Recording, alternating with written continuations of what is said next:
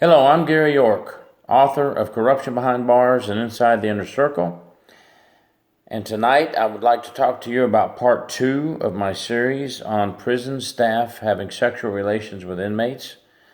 Last night I posted on my YouTube channel, female prison staff having sexual relations with male inmates. And tonight I would like to discuss male prison staff having sexual relations with female inmates. And I would like to tell you a couple of stories to start out to show you my experience in conducting investigations in this area. I had stumbled upon an investigation at Dade Correctional Institution in Miami, Florida, where our office, which was the Inspector General's office in Tampa, Florida, learned of a male correctional officer bringing in cocaine and alcohol to female inmates in exchange for sexual relations. The reason that the female inmates reported this going on and admitting that they were receiving alcohol and drugs in exchange for sexual favors was because the male officer became so demanding for sex on the night shift at all hours of the night that they suddenly realized that they had made a mistake and his sexual demands had become too strong, and they had determined it would be better just to give up their connection for their drugs and their alcohol than to have sex with this individual every time he demanded it. And this is an example of a male officer working in a female prison and taking control of the inmates. Yes, he's paying for it, which is obviously illegal. Having sex is illegal with inmates, and it's a third-degree felony in the state of Florida. And the officer was married and coming into the prison having relations with these female inmates. And when I say these, I mean 2 female inmates, and then going home to his wife the next morning as if nothing ever happened. And he was going into the prison on the night shift and bringing in their drugs and alcohol, which they told me they were very happy to have. The female inmates explained to me that if you bring in cocaine or a stronger drug, you can have any type of sexual relationship you want, or any type of sex. If you bring in alcohol, that was good for a blowjob or oral sex. So different categories of drugs would buy a male prison staff member different types of sex. And once the female inmate sat down with me and explained this whole situation to me, I asked them if they would be, one of them would be willing to wear a wire. And they wore a wire, one of the inmates wore a wire for us. And I had a female prison inspector come in and assist me in taking the female inmate into the other room. And she placed a wire upon the inmate, and we sent her out, and she got some very good conversation with the officer, which resulted in a lot of things were being discussed about their sexual relations, about their drugs coming into the prison, and about their alcohol coming into the prison. The one thing we cannot do during a criminal investigation is allow them to have sex. So we made it very clear to the female inmate she was only to talk to the officer while wearing the wire and not have sexual relations with him.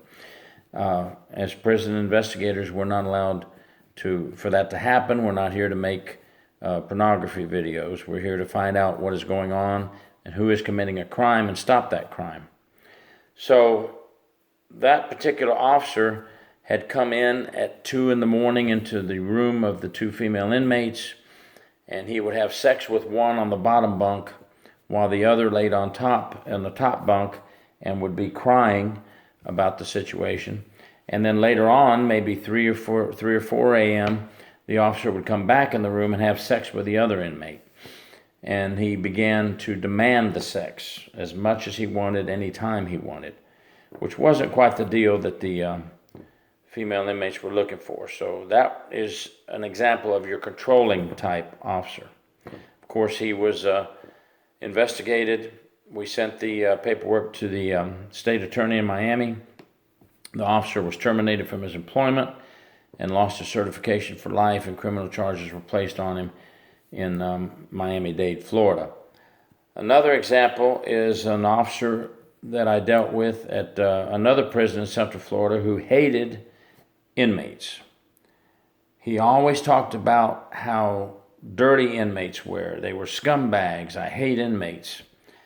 And he was a lieutenant, and after 25 years service to the Department of Corrections, the male inmates were moved out of this particular prison, and it was now turned into a female prison for female inmates. And lo and behold, this lieutenant who hated all inmates was caught having a relationship with one of the female inmates. Some love letters were intercepted between he and the female inmate. And he went ahead and resigned during the investigation and married the inmate when she got out of prison. So guess what? I guess there can be a happy ending for some people in this type scenario. However, while wearing the uniform, you're not allowed to have relationship with inmates. So there's all different types of scenarios that go on in the prison system. And I think in the news you hear a lot about female staff members having relationships with male inmates.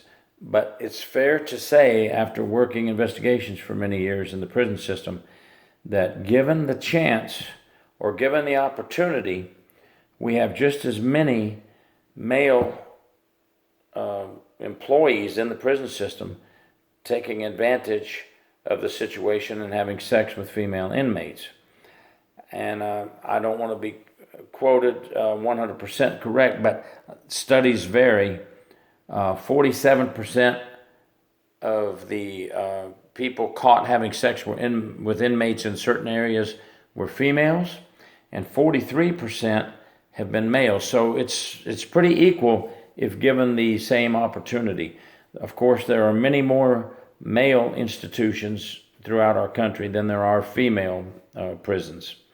But if you give the opportunity and the time is right, and the person breaks weak and commits a staff misconduct violation and a criminal violation and takes advantage of the situation, we have to find them and we have to terminate them and we have to seek criminal charges, because there is no consensual sex in prison between any staff member and any inmate. It is totally against the rules, and it is a third-degree felony. So those are just a couple of examples I want to throw out there. For those of you who commented on my video about female staff members with male inmates, whether it was on YouTube or any of the other sites that I posted on, I want to thank you very much for giving your educational input. That's why we do these videos, to educate and inform the public. And also, I want to get feedback from anybody on their thoughts on this topic. You don't have to work in the prison system to give me some feedback on what you think. What do you think about staff members who have sexual relations with inmates?